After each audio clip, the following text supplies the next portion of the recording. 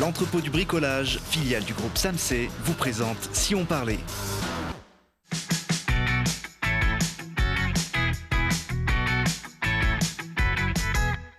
Allez, bonjour à tous, bienvenue pour une nouvelle saison de Si on parlait, l'émission qui vous donne la parole tous les jours pour savoir ce qui se passe près de chez nous. Aujourd'hui, avec nos invités, si on parlait de la chasse qui a ouvert ce dimanche en Isère, du festival Merci Bonsoir qui se déroule cette semaine à Grenoble et du projet de développement du prunier sauvage. Et pour parler de ces sujets, j'ai à mes côtés Brahim Rajab, le directeur du prunier sauvage. Bonjour. Bonjour. C'est une salle de spectacle de Grenoble. À côté de vous, Fanchon Pajan. Bonjour Fanchon. Bonjour. De l'association Mixar qui co-organise avec le prunier sauvage le festival Merci Bonsoir, dont on parlera dans quelques minutes. Et puis, troisième invité de cette émission, Danielle Chenavier. Bonjour. Bonjour. Vous êtes la présidente de la Fédération des chasseurs de l'Isère, la chasse qui est ouverte ce dimanche dans notre département. Je ne sais pas s'ils étaient tous dimanche matin sur le pied de guerre, mais il y a combien de chasseurs en Isère ? Un petit peu moins de 17 000. On va arriver à 16 500 cette année, mais tout le monde n'a encore pas validé, donc tout le monde n'était pas sur le terrain encore hier matin. C'est un nombre qui se maintient chaque année, qui baisse Il baisse un petit peu toutes les années. On a une perte entre 200 et 300 chasseurs chaque année. L'État a pourtant fait un geste en divisant par deux, c'est ça le prix du permis de chasse cette année ? C'est le permis de chasse national. Donc il faut savoir qu'il y a deux possibilités de valider son permis. La possibilité de valider sur le département et la possibilité de valider sur le territoire français. Donc, ce n'est pas le même prix. Et c'est le permis national, justement, qui a été divisé par deux. Donc, il y a on va dire des validations qui ont muté, mais ça n'a pas forcément multiplié le nombre de chasseurs. Alors, si je vous dis que le chasseur isérois est un homme plutôt âgé et vivant en milieu rural, est-ce que j'ai bon ? Non, non, pas forcément, non. Plutôt âgé, bon, si on estime que l'âge de 54 ans, c'est âgé, oui, mais c'est une moyenne. C'est une moyenne, on a beaucoup de jeunes, hein, on forme 400 jeunes permis par an. Et on a de tout, on a des gens du terroir, on a des gens qui viennent de la ville, hein, qui vont chasser en montagne ou en plaine. On a un petit peu de tous les profils. Est-ce qu'il y a beaucoup de femmes, par contre, dans ces profils ? Alors, un petit peu, 2% de femmes sur le contingent isérois, c'est le même sur le contingent national. Alors vous êtes d'ailleurs une des rares femmes à présider une fédération de chasse départementale en France. Hein. C'est ça, c'est historique. Pour la première fois, cette année, nous sommes 2 femmes à 2 mois d'intervalle à présider une fédération de chasseurs. Ouais, vous avez pris vos fonctions il y a quelques mois. Ça fait longtemps que vous chassez ? La chasse, c'est une longue histoire pour moi. Hein. J'ai été élevée à la campagne, dans un milieu rural, dans une ferme, dans la nature, etc. Donc la chasse est venue naturellement vers moi parce que j'ai eu la chance d'avoir une famille qui ne faisait pas la distinction entre les filles et les garçons. Hein. Les garçons faisaient du tricot et moi je jouais aux Indiens, c'était pas un problème. Hein. Donc la chasse est venue tout à fait naturellement. Et j'ai rencontré ce milieu de la chasse, j'avais une vingtaine d'années, où j'ai pris mon premier permis et j'ai trouvé un monde de gens passionnants, passionnés et authentiques. Et ça m'a beaucoup plu et je me suis toujours investie dans la gestion de la chasse. Je suis présidente de mon ACCA depuis 21 ans, donc j'en connais un petit bout. Et puis, au niveau de la fédération, je suis administrateur depuis 10 ans. Ah, vous êtes basé dans le Nord-Isère. On chasse, dans le Nord-Isère, oui. On chasse quoi dans votre région ?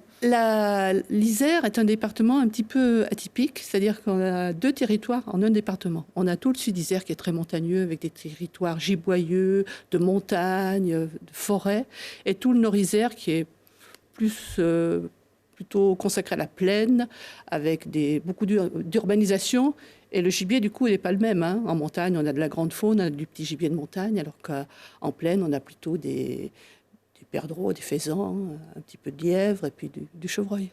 Vous disiez que vous aviez commencé à 20 ans. À partir de quel âge on peut officiellement prendre un fusil et aller chasser ? Alors, à partir de 15 ans, on peut faire la chasse accompagnée. C'est comme le permis accompagné en voiture. Hein. On fait une formation. Il faut papa ou maman à côté ou quelqu'un de... Voilà, il faut un parrain qui est formé. On passe une formation, aussi bien le parrain que l'élève. Et à 16 ans, on peut passer son permis de chasse et chasser tout seul. C'est une activité qui n'a pas une très bonne image ces dernières années auprès de la population, auprès des médias. Pour y remédier, vous avez organisé début septembre un dimanche en nature, un événement en plein air qui avait vocation justement à réunir tous les usagers de la nature, qu'ils soient chasseurs ou randonneurs, cyclistes notamment. C'est compliqué de faire cohabiter ces univers ? En Isère, il y a plusieurs années quand même qu'on a compris, on a fait ce constat, hein, on est nombreux dans la nature, on a des visions différentes de la nature, des pratiques différentes, et on s'est dit, plutôt que de s'opposer ou de se contrarier, il faut se confondre, il faut se rencontrer, comprendre les pratiques des uns et des autres, et essayer de fonctionner ensemble dans le même espace.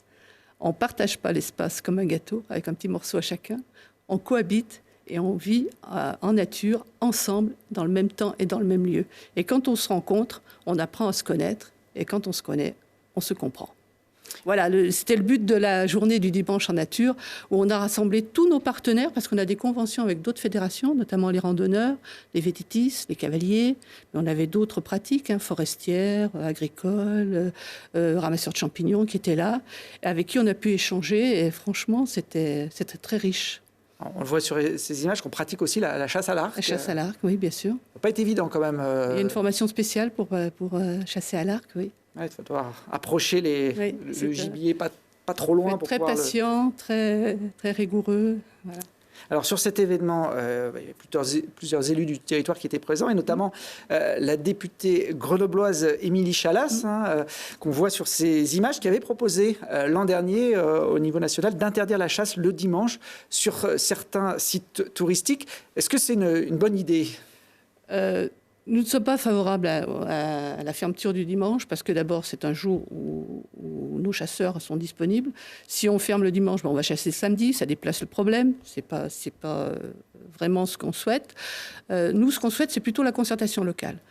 Et ça se passe plutôt bien quand les usagers de la nature se mettent autour de la table et discutent. Par exemple, puisqu'on est à Grenoble, le Bois des Vouillants, ils ont fait un accord partenarial où bien les chasseurs ont décidé de ne plus chasser le dimanche après-midi sur un certain secteur. Et c'est comme ça que ça va marcher. On ne peut pas interdire la chasse de partout alors qu'il y a un problème à un endroit donné. Il y a quand même un jour sans chasse, c'est pas facile à dire en Isère. En Isère, oui, c'est le vendredi. Donc il y a très peu de départements, il n'y a que 6 départements en France qui utilisent le jour de non-chasse. Ce n'est pas une obligation, hein. C'est la fédération des chasseurs qui décide s'il y a un jour de non-chasse. Certains départements en ont 2, nos voisins de là en ont 2.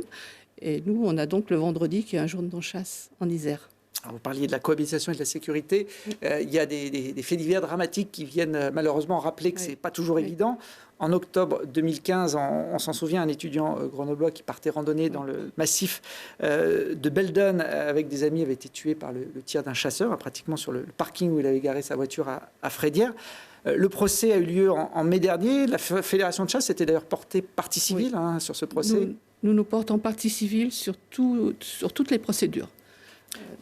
On sait ce qui s'est passé aujourd'hui, 3 ans après l'enquête, le procès. L'instruction est toujours en cours. Elle n'a pas déterminé si c'était un tir direct ou un ricochet. Donc ça va repasser en correctionnel, mais pour l'instant, on n'a pas plus d'éléments. Alors le tireur, lui, a été condamné donc, sur ce premier procès à 3 ans de prison, dont 2 avec sursis, donc un ferme. C'est une peine assez sévère, vous qui étiez partie civile. Je ne peux pas juger du jugement, justement. Je ne suis pas habilitée à me prononcer là-dessus. Simplement, pour nous, c'est dramatique. Pour les chasseurs, quand il arrive un événement comme cela, croyez bien qu'on est atterré. C'est pour ça qu'on fait tout ce qu'il faut au niveau de la formation, de l'éducation de nos chasseurs pour que ça ne se passe plus. Mais malheureusement, l'accident est inévitable. Le risque zéro n'existe pas. Mais on voit quand même que les efforts qu'ont produits les fédérations depuis plusieurs années payent, puisqu'en 20 ans, on a diminué par 2 les accidents. 131 l'année dernière, dont 7 mortels. C'est toujours trop, un non-chasseur. Mais on voit que la formation et l'éducation de nos chasseurs payent. Vous avez les moyens de contrôler sur le terrain, que les règles sont respectées? Ah oui, tout à fait, bien sûr, bien sûr. Je vous dis ça parce que la préfecture d'Isère a suspendu une association de chasse ce week-end à Cessiné, dans la banlieue, l'agglomération grenobloise. Ça, c'est des outils aussi que vous pouvez avoir, vous, à votre niveau? Alors là, c'est une décision du préfet suite à une instruction qui a été faite par l'État. Nous ne prononçons pas sur la décision du préfet, mais il est évident que tout ce qui peut faciliter, tout ce qui est, comment dire, le contrôle de la sécurité, pour nous, c'est favorable. Nos organisateurs de battues sont formés. Nous avons les moyens de contrôler les carnets de battus, etc. Et les agents de l'ONCFS, l'Office national de la chasse et de la faune sauvage, contrôlent également sur le terrain. Donc nous sommes vraiment très très vigilants là-dessus. Alors pour faire découvrir cet univers au plus grand nombre, vous ouvrez également un peu vos portes une fois par an. Ça se passera le 20 octobre, hein. Oui, c'est ça. Un dimanche à la chasse. Là, c'est justement dédié aux non-chasseurs. Oui, parce qu'on se rend compte qu'il y a beaucoup d'a priori, d'idées reçues, de croyances sur la chasse qui ne sont pas toujours très fondées, que ce soit sur la pratique, sur la réglementation, sur la fonction de la chasse. Et on se rend compte que quand les gens sont un peu curieux, qu'ils ont un libre arbitre, qui ne sont pas un peu formatés par tout ce qu'ils entendent et qui viennent nous voir, nous rencontrer et chasser avec nous, ils repartent quelquefois avec une notion différente. Ils se disent c'est ça la chasse, finalement, je m'étais trompé. Les chasseurs sont très prudents et ils font plein de choses sur le terrain, on n'aurait jamais imaginé. Parce que c'est vrai qu'au-delà du loisir, il y a aussi une utilité de la chasse pour réguler certaines espèces dans les champs notamment. Les chasseurs, par exemple, sont les premiers planteurs de haies en Isère. On a planté plus de 40 km de haies. Donc ça ne sert pas qu'au gibier, ça sert à tous les oiseaux. Nous valorisons aussi les semences faunistiques pour le gibier. Le gilet jaune était à la mode ces dernières semaines. Le gilet orange revient puisque les chasseurs sont sortis jusqu'au mois de février. Il y a plusieurs mois de chasse. Et puis ça, en clin d'œil, c'est ce que vous proposez aux pratiquants de la nature non-chasseurs pour... Alors, on a 3 thèmes. On va développer 3 thèmes en 3 ans. Donc, vivons la nature ensemble. D'abord, soyons visibles. On se voit. On sait où on est, on s'identifie. L'année prochaine, c'est soyons audibles. Les VTTistes ont commencé, ils mettent une petite cochette sur leur vélo qu'ils peuvent arrêter ou mettre en route quand ils traversent une zone de battue. Donc on les entend avant de les voir, ça évite la surprise. Et le 3e thème, ce sera « Soyons courtois ». Appliquons les codes sociaux fondamentaux, on se dit bonjour, on se rencontre, on se sourit et tout va pour le mieux. Bon. Merci Daniel, on est toujours très courtois d'ailleurs sur cette émission. Et si vous voulez des informations et notamment vous inscrire à ce dimanche, portes ouvertes le 20 octobre, un dimanche à la chasse, les infos sont sur le site internet chasse38.com. Brahim, franchement, je ne sais pas, j'ai l'impression que vous n'êtes pas des chasseurs, vous. Hein pas trop. Pas trop. Bon. Alors, avec vous, on ne va d'ailleurs pas parler de chasse, ça tombe bien, mais de Merci Bonsoir, qui est le nom du festival d'art de rue qui se déroule cette semaine à Grenoble. Franchement, il est venu avec un chapeau qui symbolise un peu les arts de rue, puisque souvent les artistes se font payer, c'est ça, au chapeau? Oui, c'est ça. En règle générale, c'est les artistes qui se font payer au chapeau. Donc nous, cette année, ça ne se passe pas tout à fait comme ça. Il y a effectivement, on passe tout le festival à prix libre au lieu d'avoir une billetterie fixe pour respecter, entre guillemets, les codes des arts de rue, voilà, l'esprit. Mais il faut savoir que nous, sur le festival, tous les artistes sont payés sous contrat. Et la somme qui est reçue dans le chapeau, donc les dons du public, reviennent au festival pour perdurer le projet, pour continuer à le faire vivre les futures années, quoi. Alors, c'est une association en termes de production entre le Prunier de Sauvage, salle de spectacle du quartier Mistral à Grenoble, et puis l'association Mixart. Vous travaillez tous les deux de concert sur cette opération. Tout à fait. Mais nous, on ne se qualifie pas de salle de spectacle, mais plutôt de lieu de vie artistique et culturel. C'est plus large que ça, on va le voir tout à l'heure. La rue, franchement, Brahim, c'est un terrain souvent de création, d'expérimentation pour le spectacle vivant. Mais c'est un terrain hyper intéressant, ça permet de mélanger des publics, de mélanger des styles, de faire découvrir un petit peu plusieurs disciplines, puisque l'espace est large, il est ouvert, il est divers, il est varié, on trouve de tout, que ce soit du gravier, de l'herbe, du béton, des arbres. Les artistes peuvent jouer avec le décor, avec leur lieu et avec le public. Là, on voit des images de la compagnie Occiput avec le spectacle Full Fuel. Là, c'est le problème inverse de la chasse. C'est que des filles sur ce spectacle. Ça aura lieu vendredi à 19h45 au Parc des Arts, Parc Bachelard. Je ne sais pas comment on peut l'appeler. Alors, officiellement, je crois que c'est le Parc des Champs-Élysées. Tous les Grenoblois l'appellent Parc Bachelard. Et nous avons décidé de l'appeler Parc des Arts, puisque c'est le projet que l'on porte sur cet espace-là, de créer un véritable pôle des arts de la rue, des arts sur l'espace public et les arts du cirque. Les arts de la rue, c'est vraiment un univers particulier dans le monde du spectacle ou les compagnies qu'on voit là, on peut les retrouver aussi dans des théâtres ou des salles de spectacle plus classiques? Mais il y a un peu des deux. Nous, on va dire qu'on programme et des compagnies d'art de rue qui ne se produisent que dans la rue et des compagnies de spectacle qu'on retrouve essentiellement dans des théâtres et que là, nous, on invite à se produire en ville. Donc, on retrouve un petit peu de tout. C'est assez sympa d'ailleurs de voir que certains sont plus ou moins à l'aise, qui cherchent leurs repères, qui doivent adapter des fois leur spectacle pour qu'il ait lieu là où on les a programmés. Il y a combien de spectacles différents pendant cette semaine? Merci, bonsoir.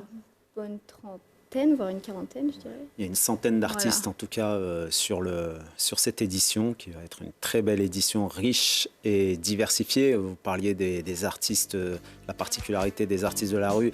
On a de plus en plus d'artistes qui travaillent en salle, qui ont envie d'expérimenter aussi l'espace public. Il y a cette envie, on ressent en tout cas de plus en plus cette envie de sortir des lieux dédiés pour aller se confronter à tous les publics. Hein. On a d'ailleurs dans l'édition de Merci Bonsoir, dès l'ouverture, une compagnie qui est la compagnie Épiderme, qui est plutôt sur la danse contemporaine et qui a beaucoup travaillé en salle et qui vient là avec un projet sur l'espace public, pour l'espace public. Bon, là, les images qu'on voit, c'est la compagnie, c'est Five Foot Fingers, en anglais dans le texte. Ils sont cinq garçons. Plutôt là, on est proche de l'environnement des arts du cirque, de l'acrobatie. Tout à fait, ouais. C'est plutôt du cirque, c'est tout public. Et ils se produisent en rue, comme sous chapiteau, comme dans des théâtres. Voilà, tout dépend de ce qui les invite. Alors, si vous voulez les voir, ce sera ce jeudi à 20h30. Donc toujours au Parc des Arts Bachelard Champs-Élysées. On va l'appeler comme ça pour que tout le monde identifie bien le lieu. C'est en tout cas le cœur de ce festival cette année. Je disais, c'est à côté du quartier Mistral, entre le quartier Mistral et le Parc Bachelard, où on pratique surtout des activités sportives. C'est un projet que vous portez depuis plusieurs années déjà, Brahim, avec la structure du Prunier Sauvage. Avec le Prunier Sauvage, nous avons décidé de porter ce projet-là de pôle des arts sur l'espace public et des arts du cirque, qui est une innovation puisque ça n'existe pas à l'échelle départementale et c'est en concertation avec des artistes locaux, des acteurs locaux comme Mixart et d'autres acteurs. L'envie est vraiment d'affirmer la place de l'art sur ce territoire-là, aux abords de ce quartier-là. Pour nous, c'est symbolique, c'est nécessaire, c'est politique aussi. Et aller sur l'espace public, ça n'a rien d'évident. C'est chargé de questions sociétales. Et c'est ce qui nous anime, nous, en tout cas, au Prunier Sauvage, c'est comment le levier culturel est un levier de transformation sociale. Et il y a eu un premier pas il y a 2 ans avec l'inauguration du théâtre de verdure. On en voit quelques images. Aujourd'hui, quelle est l'étape suivante que vous aimeriez voir aboutir ? Alors, il faut savoir que le Parc des Arts, c'est concrètement, c'est plusieurs structures, dont le théâtre de verdure, mais il y aura aussi un restaurant, un pôle de création pérenne, des bureaux, un lieu de construction de décors. Et aujourd'hui, l'étape à laquelle nous sommes, là, c'est de rencontrer donc bientôt, là, après-demain, le 11 septembre. Donc, il y aura une rencontre avec toutes les collectivités territoriales et le ministère de la Culture pour avancer sur ce projet qui est, je dois le dire aussi, fortement impulsé par la ville de Grenoble et ses élus. Vous parliez de la proximité, de l'importance du lien avec le quartier Mistral. Il y a eu des émeutes, hein, on peut les appeler comme ça, il y a quelques mois. Est-ce que ça peut être un handicap quand on va ensuite porter des projets comme ça auprès de l'État qui peut avoir une vision un peu biaisée peut-être du territoire que vous défendez ? En tout cas, pour moi, ça justifie encore plus l'existence de ce type de projet. Et c'est pour ça qu'on veut aller sur l'espace public. On est en 5 ans d'existence du projet, par exemple, de l'Orchestre des enfants, qui est un projet phare du Prunier Sauvage.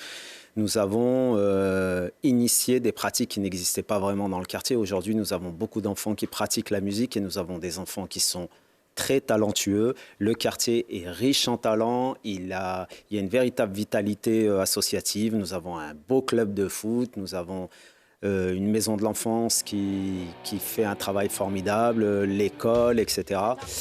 Mais voilà, nous sommes là pour affirmer la place de la culture et de l'art et c'est quelque chose qui est en train de changer. Ça va prendre du temps, ça va prendre beaucoup de temps. Donc ce genre d'événement malheureux dont vous faites référence arrive de temps en temps. Il faut mettre aujourd'hui en place les moyens pour que ça n'arrive plus en tout cas. Et pour nous, le levier culturel fera en sorte qu'on se donne toutes les chances pour que ça n'arrive plus. Alors là, on voit des images d'un spectacle de la Fabrique des Petites Utopies qui aura lieu au même endroit, mais un peu plus tard, à partir du 28 septembre. C'est pareil, une compagnie avec laquelle vous travaillez depuis plusieurs années, qui vient souvent en résidence chez vous, qui pose son chapiteau juste à côté de la salle. Oui, tout à fait. On travaille avec la Fabrique des Petites Utopies, qui est une compagnie associée à ce projet Parc des Arts depuis le début. Leur chapiteau est installé là pour accueillir d'autres compagnies. Ils viennent avec une nouvelle création qui est Mondofolie, l'histoire d'un jeu de société, un grand jeu de société pour expliquer le monde dans lequel nous vivons. Ce sera à partir du 28 septembre jusqu'au 5 octobre. Avant ça, cette semaine, c'est les arts de rue. Et puis, je sais que vous avez un petit coup de cœur pour un spectacle que vous allez accueillir entre les deux. À partir du 20 septembre, la compagnie Cabasse. On les voit là en train de répéter, justement. C'est une jeune compagnie où il y a des artistes français, marocains, anglais. C'est un très beau travail de la metteur en scène Sofia Pérez qui travaille vraiment sur l'identité culturelle. C'est une jeune fille qui est née au Maroc, qui a quitté le Maroc quand elle avait 4 ans. Et toutes ces questions-là d'interculturalité la traversent de manière intime et intéressante. Donc voilà, c'est un projet que nous soutenons et que nous allons proposer le 20 et 21 septembre sous chapiteau. Donc un très beau spectacle aussi poétique et spectaculaire. Très bien, merci à tous les deux. Le programme, alors franchement, elle l'a là en papier, mais on peut également l'avoir sur Internet, sur le site notamment de Mixart tout au long de cette semaine. Je sais pas, je vais peut-être garder le chapeau là. J'ai pas osé le mettre, mais maintenant qu'on arrive ah oui, bon, j'ai pris la grosse tête en faisant de la télé, mais pas assez finalement. Je peux encore me laisser quelques années tranquille. On aura d'ailleurs Topic en fin de semaine sur ce plateau, qui est l'un des humoristes invités aussi du festival. Merci, bonsoir. Il viendra nous parler de son spectacle et puis de sa carrière, le Grenoblois. On termine avec les budgets participatifs. C'est aussi l'actualité de cette rentrée à Grenoble.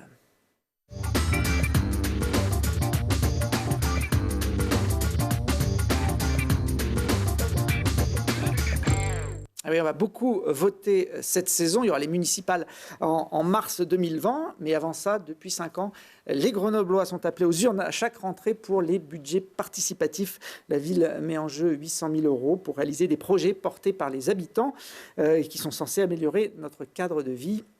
Cette année, il y a 21 projets qui ont été retenus pour l'édition 2019. Seuls ceux qui auront obtenu le plus grand nombre de voix seront financés. On va tous vous les présenter au fur et à mesure de cette émission dans les semaines qui viennent. Et on démarre par le premier, appelé Guinguette urbaine. Nous faisons la promotion du projet participatif de la Guinguette urbaine. Sur ce lieu spécial, qui est l'été au parc, la piste de danse extérieure, qui nous inspire fortement. Si cette piste de danse est éphémère pour remplir la fonction de l'animation sur une période donnée d'1 mois et demi pendant l'été, nous proposons un lieu fixe qui deviendrait une scène extérieure et un nouveau lieu de vie pour la ville de Grenoble. Alors, comment réaliser cette idée ? En créant un espace de 200 mètres carrés, avec une partie ou en totalité qui serait couverte, pour avoir un espace protégé et disponible toute l'année. Nous avons demandé couvert pour avoir un espace, si jamais il pleut, de pouvoir quand même venir pratiquer. Et ça laisserait l'opportunité d'avoir un espace pour se retrouver et se rencontrer pour pratiquer toutes les danses. Voilà, un projet ambitieux puisqu'il est estimé à 190 000 €. Brahim, rapidement, ça vous parle, une piste de danse couverte permanente Oui, ça nous parle parce que c'est quelque chose, ça fait partie de ce qu'on avait proposé dans le cadre du Parc des Arts il y a quelques années et qui existe aussi encore actuellement dans le Parc des Arts, dans le projet qu'on propose. Voilà, nous proposons, sauf que le nôtre n'aura pas lieu au parc Paul Mistral, mais plutôt au parc des Arts, plus près de à côté de la cité Mistral. Mistral. Voilà. Et nous revendiquons d'être à côté du quartier Mistral. Et c'est un beau quartier et un territoire qui ne demande qu'à être ouvert et plein de vitalité. Voilà. Le public pourra s'en rendre compte ce week-end, hein, puisque le festival s'établit là-bas pendant plusieurs jours. Allez, deuxième projet en compétition, il s'agit d'un poulailler collectif, et c'est Colette, une habitante de l'île Verte, qui nous le présente. Ce poulailler sera implanté dans le parc des Trois Tours, au pied de la tour Vercors, là où on a récemment installé des composteurs. Et comme ces composteurs marchent très bien, c'est comme ça qu'a germé l'idée d'implanter, de créer un poulailler collectif. Alors pourquoi un poulailler ? Parce que premièrement, on a besoin de retrouver un lien avec les animaux domestiques qui nous accompagnent quotidiennement, qui nous nourrissent. Et par exemple, tout le monde sait que les poules que l'on va installer dans le poulailler seront des poules pondeuses. Il n'y aura pas de coq. Et donc, on pourra récolter les œufs. Voilà, c'est important de ne pas mélanger le coq avec les poules. Une poule, c'est à peu près... Oui. Juste si je peux me permettre, il y a eu aussi déjà un projet juste à côté de Mistral qui a été proposé de poulailler, qui a été élu. Donc, il y a eu un poulailler au quartier Abri, derrière le parc. Vous êtes des précurseurs là-bas, en fait. Hein. Eh bien oui. Et d'ailleurs, ils se sont trompés en prenant les poussins au départ. Il y avait un coq qui s'est caché parmi les poules. Et donc, faites attention aux poussins que vous prenez. Bon, puis une poule, ça peut consommer 150 kg de déchets organiques par an. Donc, c'est aussi pas mal pour ce qui nous occupe en ce moment, c'est-à-dire améliorer notre environnement. Le vote est ouvert. Tous les Grenoblois qui ont plus de 16 ans jusqu'au 5 octobre. On vous présentera tous les projets, mais vous pouvez les retrouver en intégralité sur notre site internet, sur le replay de télégrenoble.net. Merci à tous les trois. Demain, d'autres invités. On aura notamment la championne de France de voltige aérienne et puis Samuel Marie qui, malgré son handicap, parcourt le monde. Il fait 60 000 km avec son fauteuil chaque année en voyageant dans tous les pays. À demain.